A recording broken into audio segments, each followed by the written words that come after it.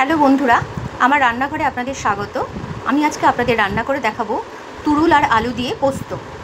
এবার আমি তুরুলটাকে আর আলুটাকে কেটে নিয়ে তারপর আসছি, কীভাবে রান্না করব সেটা আপনাদেরকে দেখাবো। আমি ধুদুল বা তুরুল আর আলুটা ভালোভাবে ধুয়ে কেটে নিয়েছি। এবার কীভাবে রান্না করব সেটা আপনাদের দেখাবো। এবার কড়াইতে তেল দিয়ে এর মধ্যে আমি একটু পাঁচফোড়ন দিয়ে দেবো, দিয়ে তেলটা ভালোভাবে হতে দেব। দেখুন বন্ধুরা, তেলের মধ্যে পাঁচফোড়নটা ভালোভাবে ভাজা হয়ে গেছে। এবার আমি তেলের মধ্যে আলুটা দিয়ে দেব, দিয়ে ভালো করে ভেজে নেব। তেলের মধ্যে আলুটা ভালোভাবে ভাজা হয়ে গেছে। এবার এই তেলের মধ্যে বা ভেজে রাখা আলুগুলোর মধ্যে আমি ধুদুল বা তুরুলটা দিয়ে দেব। এবার আমি ভেজে রাখা আলুর মধ্যে তুরুলটা দিয়ে দিয়েছি। এরপর 1 চামচ নুন এর উপরে ছড়িয়ে দেব। যেহেতু তুরুলটা নরম জিনিস, এটা আলাদা করে রান্না করার সময় আলাদা করে জল দিতে হয় না।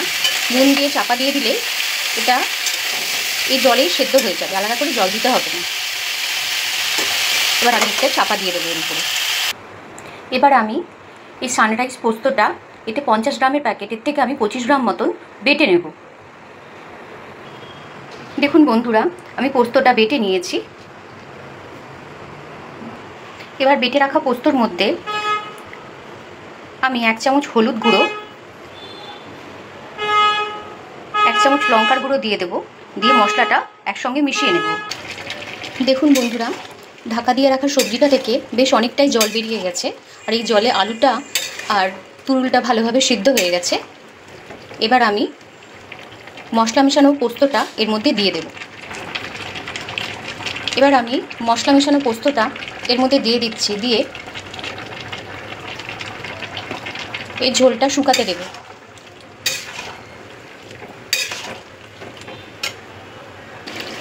দেখুন বন্ধুরা, আমার ধুদুল আলু পোস্ত তৈরি। এবার আমি 1/2 চামচ চিনি আর কতগুলো চেরা কাঁচা লঙ্কা দিয়ে তরকারিটা নামিয়ে নেব। যেহেতু নিরামিষ তরকারি, এতে একটু চিনি দিলে সব কিছুর ব্যালেন্সটা ঠিক থাকবে আর খেতেও খুব সুস্বাদু হবে। আর এতক্ষণ আমার সঙ্গে থাকার জন্য অনেক ধন্যবাদ।